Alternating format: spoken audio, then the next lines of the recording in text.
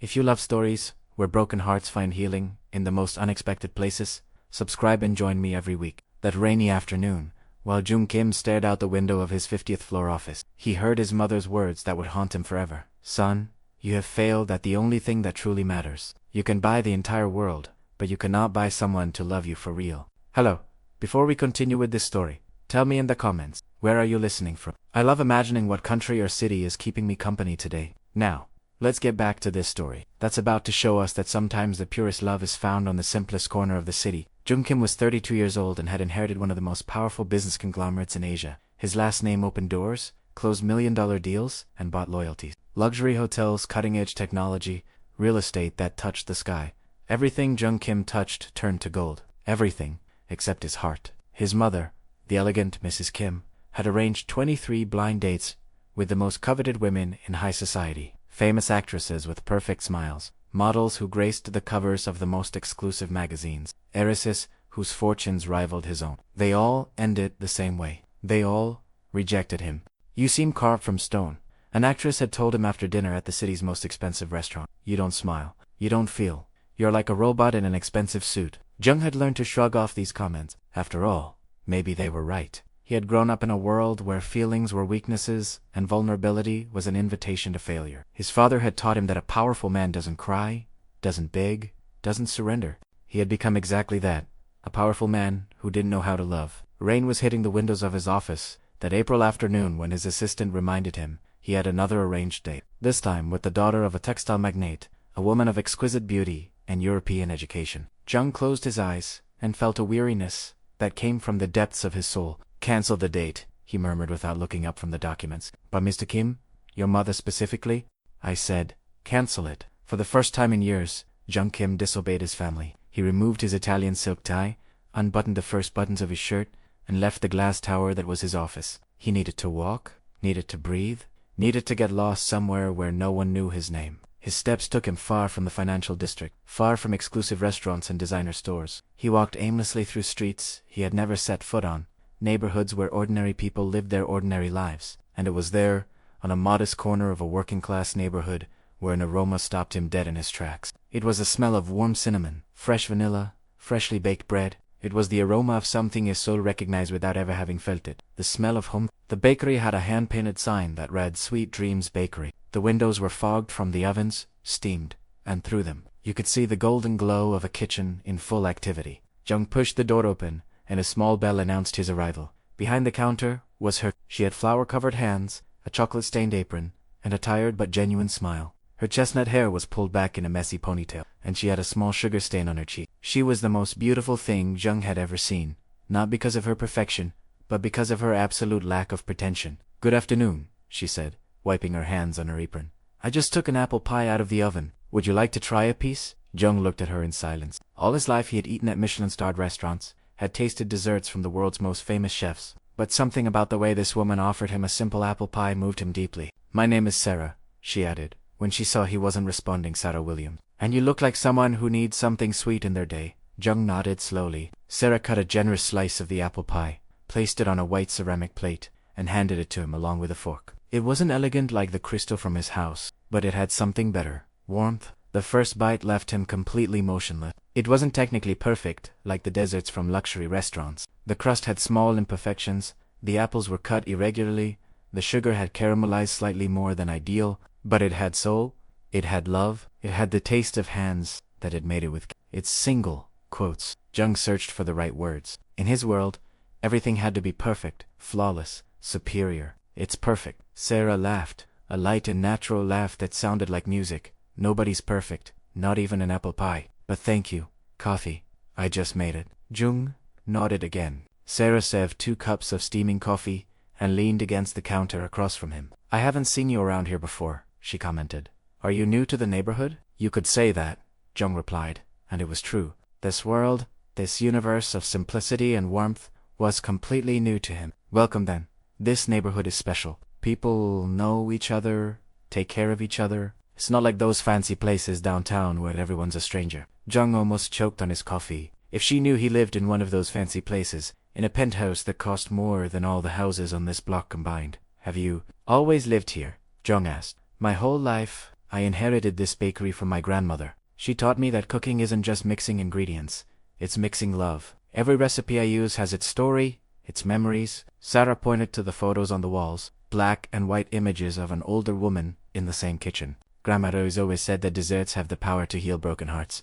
Jung looked at the photographs and felt something strange in his chest. In his house, there were expensive paintings by famous artists, but none transmitted the warmth that radiated from those simple family photos. And does it work? He asked. Do desserts really heal broken hearts? Sarah looked at him with an intensity that surprised him. Is your heart broken? She asked softly. Jung didn't know what to answer. How can something be broken that had never been whole? I don't know, he finally murmured. Well, Sarah smiled. Then, we'll have to find out. My grandmother had a special recipe for those cases. It's called chocolate hope, but I only make it for special customers. And how do you know if I'm a special customer? Because you're here, on a rainy afternoon, eating apple pie instead of being somewhere important, being someone important. Jung felt something break inside him. This woman, this perfect stranger, had seen something in him that no one else had ever seen. She had seen him as a person, not as a last name, not as a bank account, not as a marriage strategy. Thank you, Jung said, and for the first time in years, the word came from his heart. He paid for the apple pie and coffee, left a generous but not excessive tip so as not to draw attention, and left the bakery with something he hadn't felt in decades, the anticipation of returning. That night, in his empty penthouse, Jung Kim couldn't stop thinking about Sarah Williams, about her natural smile, about her flour-stained hands, about the way she had said welcome as if it really mattered that he was there. He stayed awake until very late, looking at the city from his 40th floor window, wondering if Sarah was sleeping in some small apartment above the bakery, if she dreamed of recipes and memories of her grandmother. The next day, Jung cancelled 3 important meetings. His assistant looked at him with bewilderment when he said he would leave early, but Jung offered no explanations. At 4 in the afternoon, he was once again in front of Sweet Dreams Bakery. With his heart beating in a way he didn't remember, Sarah received him with the same warm smile. You came back, she said with genuine joy. That means the apple pie passed the test. More than that, Jung replied. Could I? Try that special recipe you mentioned yesterday. Sarah's eyes lit up. Chocolate hope. You'll have to wait a bit. It takes 2 hours to prepare. I can wait. And he waited. He sat at one of the small tables by the window and watched Sarah work. It was like watching an artist create a masterpiece. Her movements were fluid, natural, full of purpose. She measured ingredients, not just with spoons and scales, but with the instinct of years of experience. While she mixed the batter, she hummed a melody that Jung didn't recognize, but seemed like the most beautiful song in the world. Do you always sing while you cook? Jung asked. My grandmother said that desserts need music to grow, like plants need sun. Sarah didn't look up from the mixture. Do you like music? Jung thought about his house filled with silence, about his solitary dinners, accompanied only by the sound of the television. I think I had forgotten it existed, he admitted. Sarah stopped mixing and looked at him. How can you forget that music exists? When you live in silence for a long time, I suppose you stop listening. Sarah approached the small radio she had on the counter and turned it on. A soft ballad filled the bakery. Now you won't be able to forget, she said with a mischievous smile. While the chocolate melted in the double boiler, Sarah sat across from Jung with 2 cups of tea. Tell me something, she said. What do you do for work? Jung felt panic. How to explain his life without revealing who he really was. Business, he answered vaguely. Boring stuff with numbers and contracts. Do you like it? The question caught him off guard. No one had ever asked him if he liked his work. It was assumed he liked it because he was successful, because he made money, because he had power. I don't know, he answered honestly. I had never asked myself that question. And what do you like to do when you're not working? Jung fell silent. What did he like to do? His whole life had been programmed. Meetings, social commitments, company events, arranged dates. He couldn't remember the last time he had done something simply because he wanted to do it. I like being here, he finally said. Sarah smiled with such tenderness that Jung felt as if the sun had risen inside his chest. I like you being here too. The chocolate was ready 2 hours later. Sarah had decorated it with fresh strawberries and a delicate spiral of whipped cream. It wasn't ostentatious or pretentious, but it was perfect in its simplicity. Jung took the first bite and closed his eyes. The chocolate melted in his mouth, releasing layers of flavor. Pure cocoa, a touch of coffee, a pinch of cinnamon, and something indefinable that tasted exactly like hope. What do you think? Sarah asked anxious. Jung opened his eyes and looked at her. On her face was a vulnerability that moved him. She really cared about his opinion, not because of who he was, but because of the respect she had for her own creation. I think your grandmother was right, Jung said with a trembling voice. I think it really can heal broken hearts. Sarah blushed and looked away. The recipe has a secret, she murmured. Each ingredient represents something. The chocolate is the sweetness that every person deserves. The coffee is the strength to keep going. The cinnamon is the warmth of good memories. And the cream. ... What is the cream? The cream is the hope that the best is yet to come. Jung felt something break definitively inside him. But this time, it wasn't painful. It was liberating. Like a dam had broken, and for the first time in years, emotions could flow freely. Sarah, he said softly, could I come back tomorrow? Of course. I'll be here. And that's how the most beautiful routine of Jung Kim's life began. Every day, at 4 in the afternoon, he appeared at Sweet Dreams Bakery. Sometimes he tried Sarah's new creations. Sometimes they just had coffee and talked. Jung began to know her story, how she had lost her parents in an accident when she was a teenager, how her grandmother had raised her teaching her that love is cooked with hands and served with the heart, how she had struggled to keep the bakery open when her grandmother died 5 years ago. Have you ever thought about selling? Jung asked one afternoon while helping her decorate cupcakes. He had become her unofficial assistant, and although his first attempts were disastrous, Sarah had infinite patience. Every day, Sarah admitted, especially when the monthly bills arrive. But then someone like you comes, someone who really appreciates what I do, and I remember why it's worth it. Jung felt a stab in his heart. He could solve all of Sarah's financial problems with a single bank transfer, but that would mean revealing who he really was. And he was too afraid of losing what they had built. What's your dream? Jung asked, instead of offering help. Sarah's eyes lit up. To open a second bakery. Not to get rich, but to be able to hire more people from the neighborhood, so more people can taste something that reminds them that life can also be sweet. My grandmother always said that happiness multiplies when it's shared. Jung watched her, as she spoke, seeing the passion shine in her eyes, and realized he was completely in love. Not the kind of calculated and convenient love his family expected, but a love that consumed him completely, that made him want to be a better man, that made him feel alive for the first time in 32 years. For 3 months, Jung lived this double life. In the mornings, he was the ruthless heir, making million-dollar decisions and running executive meetings. In the afternoons, he was simply the man who loved Sarah's desserts and who had found in her smile the only home he had ever known. But fate, as always, had other plans. One October afternoon, while Jung was walking to the bakery, he didn't notice the photographer who had been following him. The paparazzi had started wondering where Jung Kim spent his afternoons, why he cancelled important dates, why he seemed different. The photo appeared on the front page of all the newspapers the next day. The mysterious heir, Jung Kim, photographed entering a humble bakery in the working-class neighborhoods. Jung saw the headline in his office and felt as if his soul had been ripped out. His phone started ringing immediately. His mother, furious. His public relations team, panicking. The media, thirsty for more detail. But none of that mattered as much as the look of devastation in Sarah's eyes when he arrived at the bakery that afternoon. She was standing behind the counter, motionless, with the newspaper open in front of her. Is it true? She asked, in an almost inaudible voice. Jung closed his eyes. Sarah, R. You, Jung Kim. The heir to Kim Industries. The silence stretched between them like an abyss. Yes, Jung finally murmured. Sarah dropped the newspaper. Her hands were shaking. Why didn't you tell me? Because I was afraid. Afraid of what?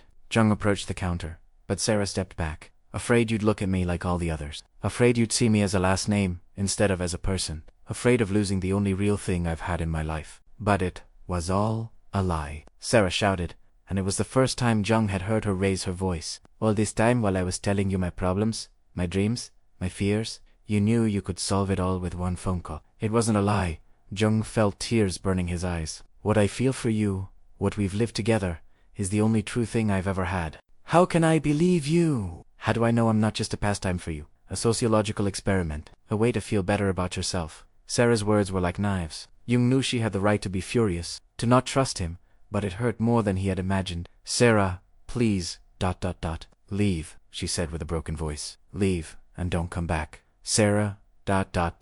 Leave. Jung left the bakery with his heart completely shattered. For the first time in his life, he understood what it meant to lose something that really mattered. The days that followed were the darkest of his life. He tried to immerse himself in work, but the numbers on the screens blurred with the tears he refused to shed. His mother arranged more dates, hoping the scandal would force him to settle down with someone appropriate. But Jung cancelled them all. He couldn't eat. Every bite tasted like ash compared to Sarah's desserts. He couldn't sleep. Every night he stayed awake remembering her laugh, the way she sang while cooking, the warmth of her hands when they accidentally brushed while decorating cupcakes together. A week after the disaster, Jung made the most important decision of his life. Heir arrived at Sweet Dreams Bakery an hour before closing. Sarah was alone, cleaning the machines. When she saw him enter, her expression hardened. I told you not to come back. I know, but I need you to hear something. Jung had bought all the day's production. The display cases were empty. All the pastries, cookies, and cupcakes were packaged in boxes on the tables. What is this? Sarah asked, confused. An apology, an explanation, a plea. Jung sat in one of the small chairs, looking ridiculous in his $3,000 suit in the humble establishment. All my life I've been rejected, he began with a trembling voice. Not for lack of money or power, but because no one saw beyond that.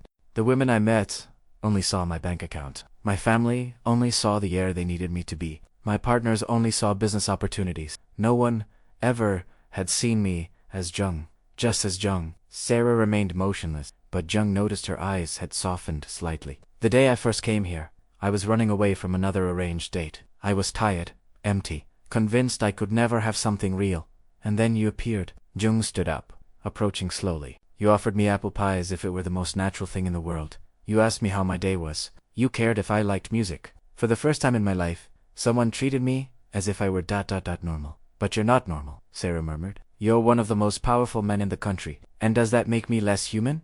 Less capable of loving? Less deserving of someone seeing me for real? Sarah remained quiet, visibly struggling with her emotions. I hid who I was, because I was terrified of losing you. Because every day I spent here with you was like living in a world where I could finally breathe, where I could be vulnerable, where I could laugh, where I could fall in love. Tears finally sprang from Sarah's eyes. How do I know you won't get tired of me when the novelty wears off? How do I know I'm not just a face for you? Jung moved closer, until he was close enough to take her flower-stained hands. Because from all those arranged dates, from all those perfect women, from all those calculated encounters, I got tired in minutes. But from you, I fall in love more each day. When I eat something sweet anywhere else, it tastes bitter because you didn't make it. When I hear music, I only want to listen to it with you.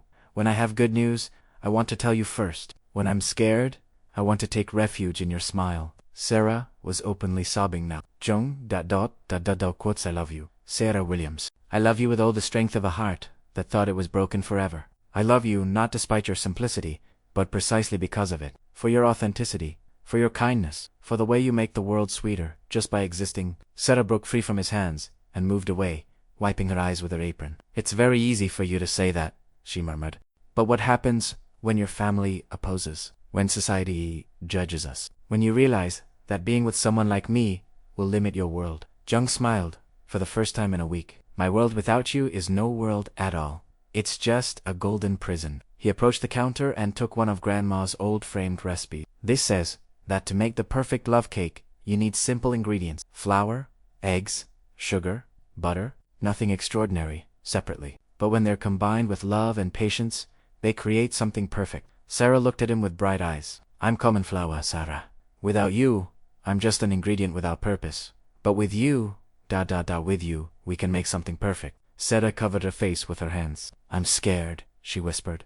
Me too. But I'd rather be scared with you than safe without you. Jung knelt in front of her, taking her hands. Give me a chance. Not as young Kim the heir, but as Young the man who learned to love in your kitchen. The man who discovered that music exists, that deserts can heal hearts, that happiness multiplies when it's shared. Sarah looked at him for what seemed like an eternity. Finally, she leaned down and touched his face tenderly. Do you promise you'll never lie to me again? I promise I'll be the most honest man in the world with you. Do you promise that, when your world tries to change us, you'll fight for this?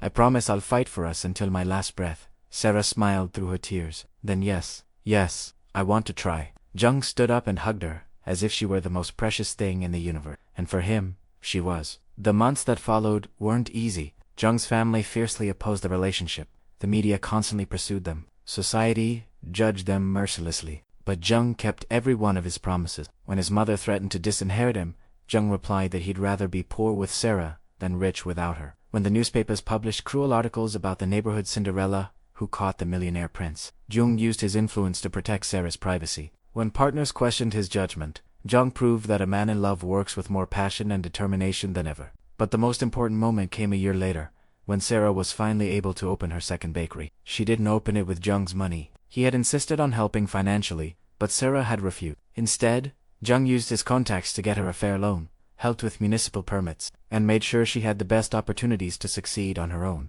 The new Sweet Dreams Bakery was located in the lobby of one of the Kim Conglomerate's hotels, but it completely maintained Sarah's style and essence. The recipes remained the same, the warmth remained the same, the magic remained the same. At the opening, Jung appeared as always, elegant, successful, imposing before the business world that had attended the event. But when Sarah appeared with her favorite apron and a tray of her famous cupcakes, his eyes changed. They softened, lit up, filled with that tenderness that only she could awaken. "Ladies and gentlemen," Jung announced into the microphone, "I'm proud to present the most talented woman I know, Sarah Williams, who has achieved something that all my money couldn't buy, teaching me what true love is." The crowd applauded, but Jung only had eyes for Sarah, who was blushing behind the counter. After the event, when all the guests had left, Jung approached the counter where Sarah was finishing cleaning. "How does it feel to be officially the most successful baker in the city?" Jung asked. "It feels like a dream," Sarah replied. "But the best dream isn't the bakery." "No." Sarah smiled and handed him a freshly made cupcake. "The best dream is that the most powerful man in the city comes to my kitchen every afternoon, not because he has to, but because he wants to." Jung took the cupcake and, as always, marveled at how something so simple could taste like absolute perfection. "Among all those arranged dates, among all those women who are supposed to be perfect for me," Jung murmured, "only one said yes without knowing who I really was." Sarah approached and kissed him softly. "And the only one who knows that true love isn't bought in luxury stores, but is baked with patience in a kitchen full of dreams." 2 years later, on a spring afternoon that seemed taken from a fairy tale, Sarah was in her kitchen preparing a special order. It was a wedding cake, but not just any cake. It was for her best friend from the neighborhood's wedding, and Sarah had put her whole heart into every detail. Jung arrived as always at 4 in the afternoon, but this time he carried something special in his hands. It was a small blue velvet box that had been burning a hole in his pocket for weeks. "Another busy day?" Jung asked, watching Sarah as she decorated delicate sugar roses. "The best kind of busy day," Sarah replied without looking up, "creating something beautiful to celebrate other people's love." Jung approached slowly, with his heart beating so loud he was sure Sarah could hear it. "Sarah," he said softly. "Tell me," she murmured, concentrated on a particularly delicate rose. "Could you look at me for a moment?" Sarah looked up and found Jung kneeling in front of her, with the small box open, revealing a ring that wasn't the most expensive diamond in the world, but something much more valuable, a ring that had belonged to Jung's grandmother, a simple gold band with a small stone that had witnessed 70 years of true love. "Sarah Williams," Jung began with a trembling voice, "you taught me that love isn't found in expected places. You taught me that happiness isn't bought, it's baked. You taught me that a broken heart can be healed with the right hands and the right recipe." Sarah brought her hands to her mouth, still covered in powdered sugar. "You taught me that I'm more than a last name, more than a bank account, more than other people's expectations. You taught me that I can be simply Jung, the man who falls in love every day with the woman who makes the world taste sweeter." Tears began to roll down Sarah's cheeks. "Do you want to teach me now what it feels like to be the luckiest man in the universe? Will you marry me?" Sarah took off her apron with trembling hands and knelt in front of Jung. "Yes," she whispered, 1,000 times yes. Jung slid the ring onto her finger, as delicately as if he were decorating the most fragile cake in the world. It was perfect, not because of its monetary value, but because it represented generations of lasting love. "There's something else," Jung said, standing up and helping Sarah to her feet. "I've been working on something special for you." Jung took an envelope from the inside pocket of his jacket. "What is it?" Sarah asked, wiping her tears with the back of her hand. "The documents for the Williams Foundation, a non-profit organization that will teach baking to young people in vulnerable situations, that will provide microloans to culinary entrepreneurs, that will bring the love you put into every recipe to every corner of the city." Sarah opened the envelope with trembling hands. The documents were perfectly drafted, everything was in order, and on the first page was her name, as president and founder. "Jung, this must have cost a fortune, in lawyers, and—" "The foundation has its own budget," Jung interrupted, "but it doesn't come from my personal money. It comes from the profits of a new Kim Industries project, a line of artisanal baked goods that will bring your grandmother's recipes to the country's most important supermarkets. Every sale will help finance the foundation." Sarah was speechless. Jung had found the perfect way to honor her independence while amplifying her impact. "But there's one condition," Jung added, with a mischievous smile. "What?"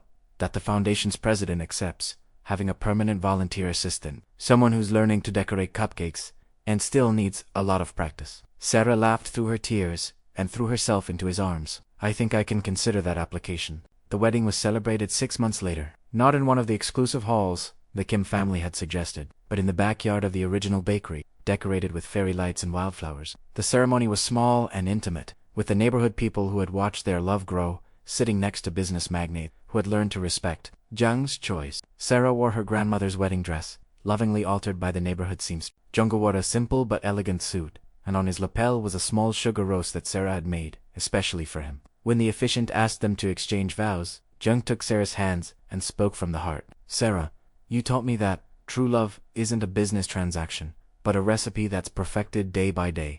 I promise to love you in the mornings when you have flour in your hair, in the afternoons when you test new recipes on me, in the nights when you plan impossible dreams that will make come true together. Sarah smiled through her happy tears. Jung, you taught me that sometimes Prince Charming comes disguised as a shy customer who just wants a piece of apple pie.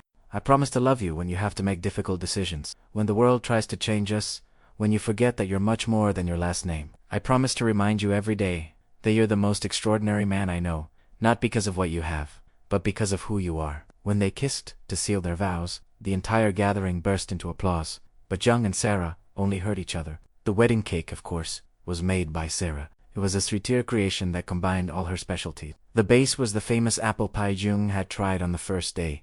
The second tier was the chocolate hope that had healed his broken heart. And the top was something completely new that Sarah had created, especially for that day. Grandma Rose's perfect love cake. When they cut the first piece together, Jung whispered in Sarah's ear, "Do you know what my favorite part of marrying you is?" "What?"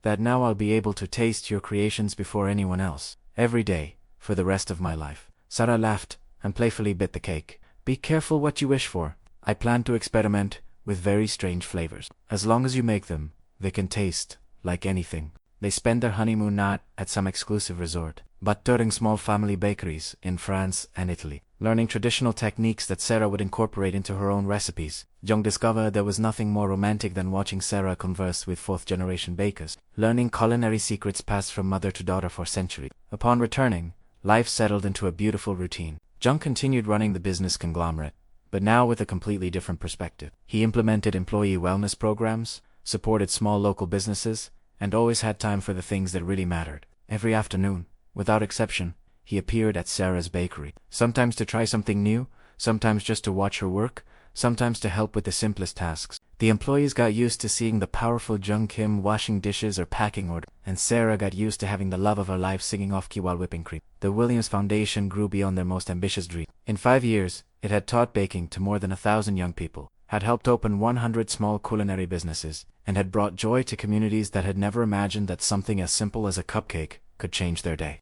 On the 10th anniversary of their first meeting, Jung surprised Sarah with something that left her speechless. He had bought the entire block where the original bakery was located and had converted it into a small culinary district, while maintaining the character and warmth of the original neighborhood. Sarah's bakery remained the heart of the place, but now it was surrounded by other small family businesses. An artisanal bakery run by one of her first students, an ice cream shop that used local ingredients, a coffee shop that bought beans directly from small producers. "How did you come up with this?" Sarah asked, as they walked through the small plaza Jung had built in the center of the district.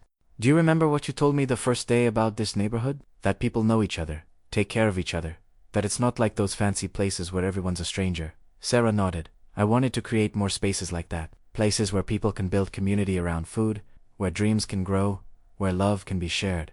In the center of the plaza was a fountain with a plaque that read, "In honor of Rose Williams, who taught that desserts have the power to heal broken hearts." Sarah stopped in front of the plaque and felt that her grandmother was there with them, proud to see how her small cooking lessons had blossomed into something so beautiful. "Do you think she'd be happy?" Sarah asked, leaning on Jung's arm.